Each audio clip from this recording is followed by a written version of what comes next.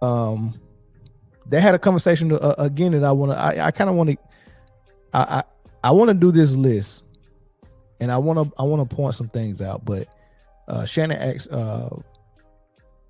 every time look, it's crazy. Shannon's name start with an S. Stephen A. Smith's name start with an S. Skip name start with an S.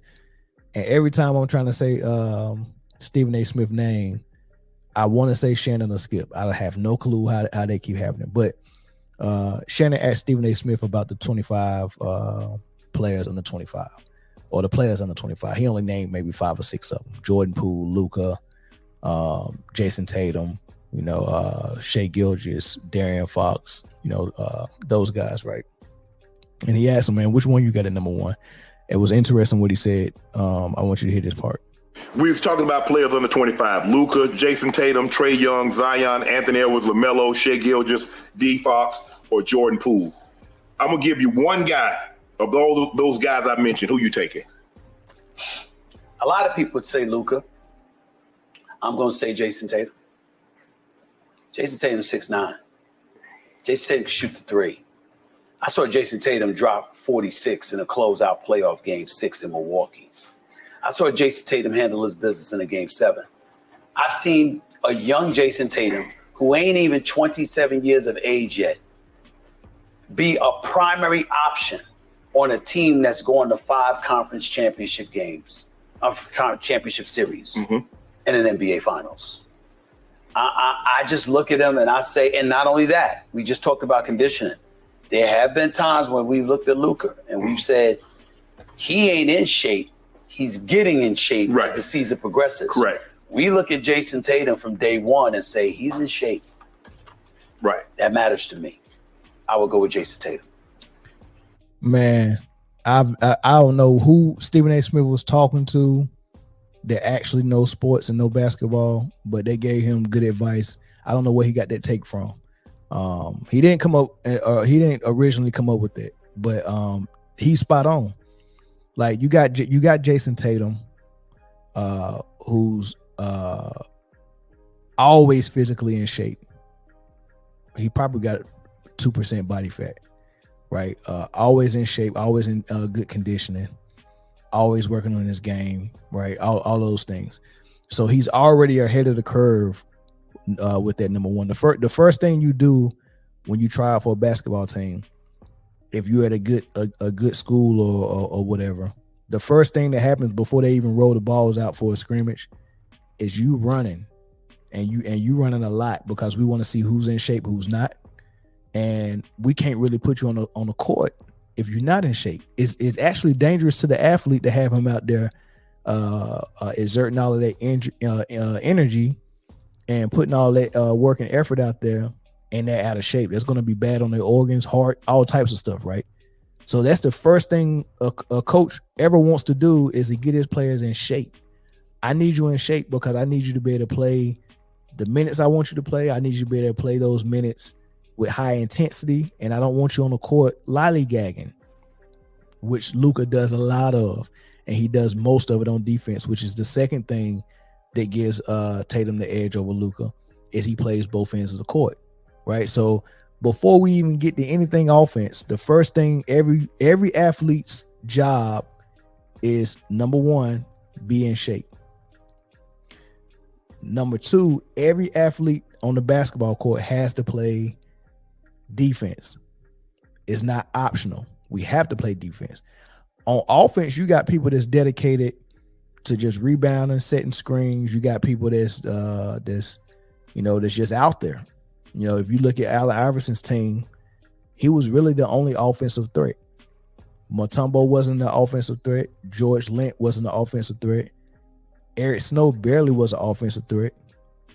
It was just Iverson and Aaron McKee that could actually hit a shot consistently and get their own shot, right? So they had 3 guys on their team that, as far as scoring, we really didn't need it. So the most important thing that all 5 guys have to do is they have to at least be able to stop their man. The man that you're guarding, I need you to stop, right?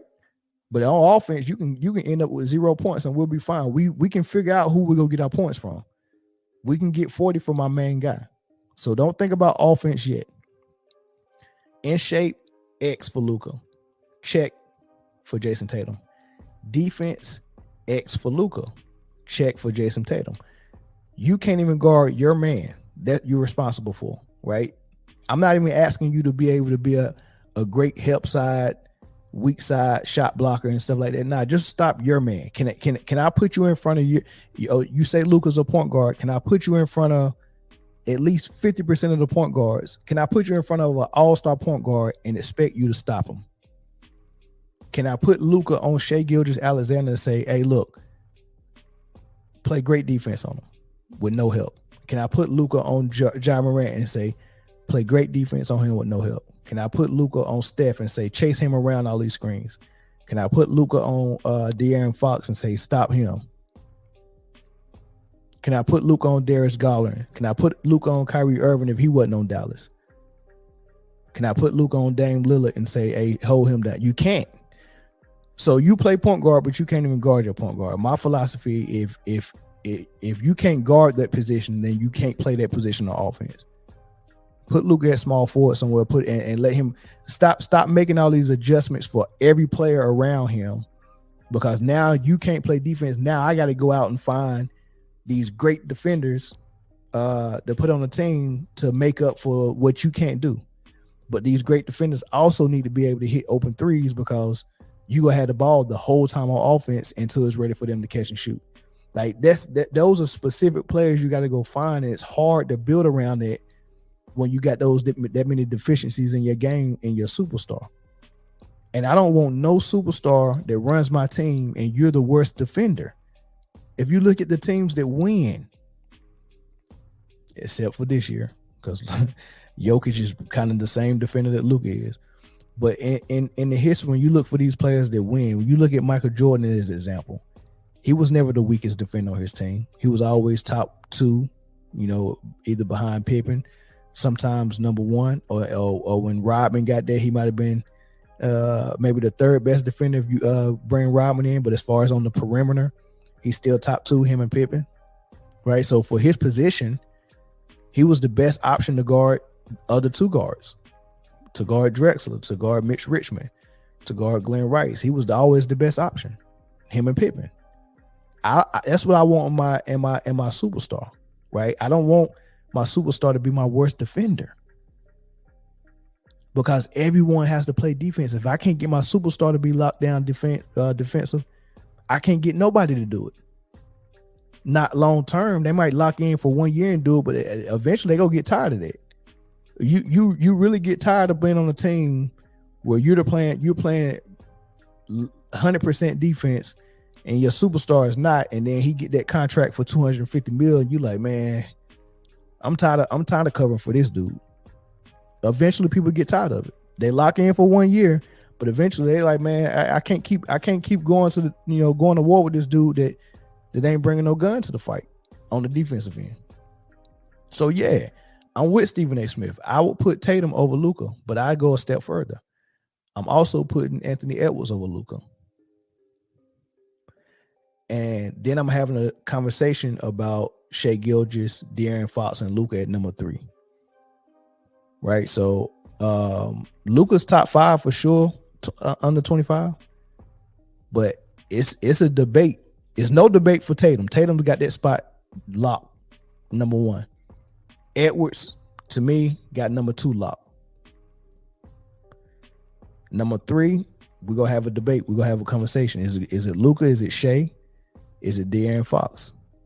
And it's the same thing. Shai's in shape. De'Aaron Fox in shape, and they both play great defense. Luka's is not in shape. Plays 0 defense. It's going to be hard to have that argument and tell somebody a complete basketball player is not better than an incomplete basketball player. And you're very incomplete if you're playing one end of the floor and you're not even showing up in shape. Very incomplete. So that's my take on that. But Stephen